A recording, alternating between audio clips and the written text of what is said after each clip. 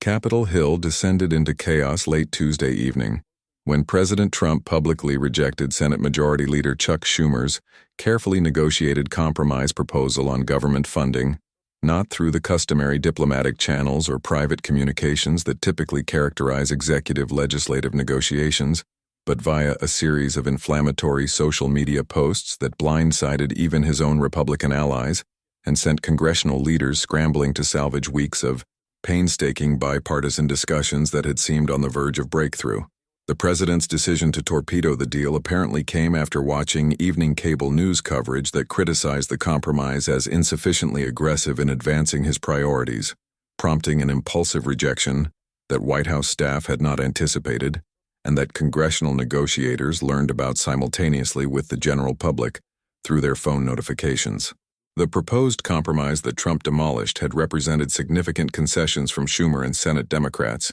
who had agreed to funding levels and policy provisions that progressive members of their caucus found deeply objectionable in hopes of ending the protracted standoff and restoring normal government operations. Democratic negotiators had spent days persuading reluctant members to accept terms that included reduced spending on social programs, limitations on regulatory authority, and other provisions that represented genuine policy defeats in exchange for what they believed was presidential commitment to sign legislation and move past the crisis. The revelation that these concessions had been for nothing, that Trump rejected the deal not because it failed to meet previously stated requirements, but apparently on whim after consuming media commentary, left Democrats furious and questioning whether productive negotiation with this administration remains possible when agreements can be unilaterally discarded without warning or clear rationale. Republican congressional leaders found themselves in an impossibly awkward position, having privately encouraged the compromise and assured Democratic counterparts that the deal would receive presidential support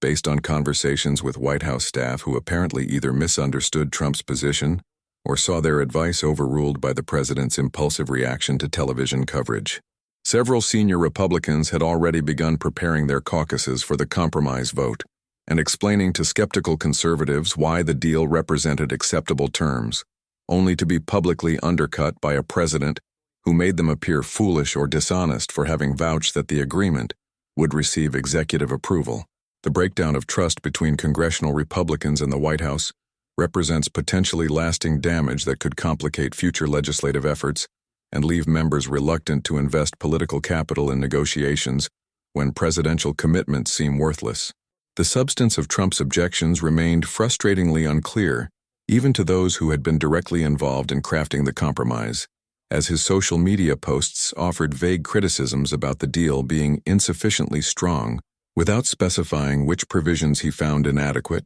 or what modifications would make the proposal acceptable. This lack of specificity leaves negotiators with no clear path forward, as they cannot address concerns that have not been articulated in ways that would allow substantive response or revision. Some White House insiders suggested that Trump himself may not have detailed objections to specific provisions, but rather responded emotionally to media framing that portrayed the compromise as a presidential retreat or capitulation, making his rejection fundamentally about optics and ego rather than policy substance that could be resolved through technical adjustments to legislative language. The immediate practical consequence involves hundreds of thousands of federal workers facing yet another missed paycheck, as the shutdown extends indefinitely with no clear path toward resolution after the collapse of what had been the most promising negotiating effort since the crisis began. Stories of federal employees unable to pay rent, skipping meals to stretch grocery budgets, and taking desperate measures to survive without income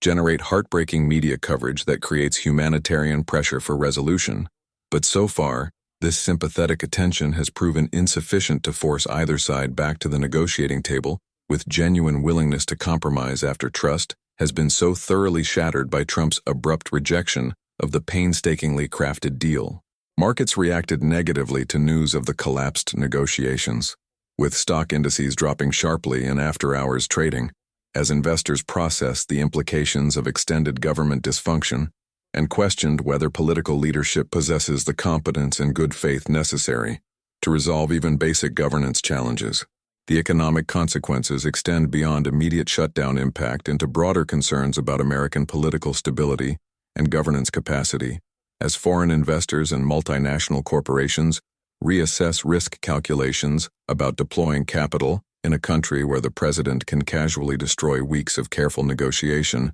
through impulsive social media posts that demonstrate either shocking ignorance of consequences or willful disregard for collateral damage that his decisions inflict on workers, businesses, and institutions depending on stable government operations. The collapse of negotiations has triggered furious recriminations and blame assignment that threaten to make future compromise even more difficult, as Democrats insist that Trump's bad faith rejection of a deal that met his previously stated requirements proves he never intended serious negotiation and only seeks permanent crisis he can exploit politically, while Republicans argue that Schumer failed to adequately consult with the White House during negotiations and produced a proposal that never had realistic chance of presidential approval, despite Democratic claims that the deal had been blessed by administration officials. The competing narratives about who bears responsibility for the breakdown reflect broader partisan warfare that makes constructive engagement increasingly difficult when every setback becomes ammunition for attacks,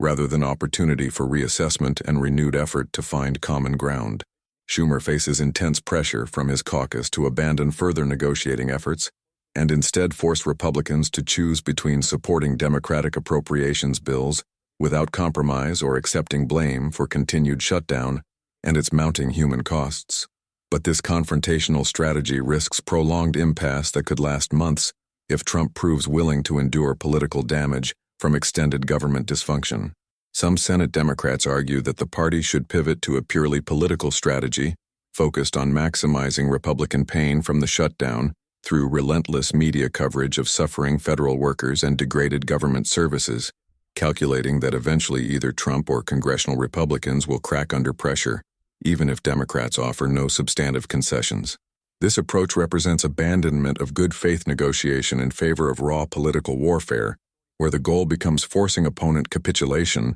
rather than finding mutually acceptable compromise. Republican senators privately expressed deep frustration with Trump's handling of the situation, with several anonymously telling reporters that the president's rejection of the compromise deal represents political malpractice that has strengthened Schumer's position while weakening their own leverage and credibility. These Republicans recognize that their inability to deliver presidential approval for negotiated agreements makes them useless as negotiating partners, as Democrats have no incentive to make concessions to lawmakers who cannot guarantee that compromises will actually resolve the dispute. Some Republican senators have begun floating the possibility of override legislation that would reopen government over presidential veto, but this approach requires substantial Republican defections that currently seem unlikely given partisan pressures and fear of provoking Trump's wrath and potential primary challenges. The White House has offered conflicting explanations for Trump's decision to reject the compromise, with some officials claiming that the president never actually agreed to the deal and that Democratic negotiators misunderstood preliminary discussions, while others suggest that Trump changed his mind after receiving new information or advice from conservative media personalities and outside advisors who exercise enormous influence over his thinking. The inconsistent messaging from the administration reflects genuine confusion about decision-making processes and the degree to which formal policy deliberations matter, compared to the president's consumption of media coverage and his emotional reactions to how negotiations are being portrayed in outlets he watches obsessively. This unpredictability makes strategic planning almost impossible for all parties, as no one can confidently predict what positions Trump will take or whether commitments made in one conversation will hold through subsequent discussions. Congressional leaders face difficult decisions about whether to attempt reviving negotiations through different approaches, or whether to accept that compromise remains impossible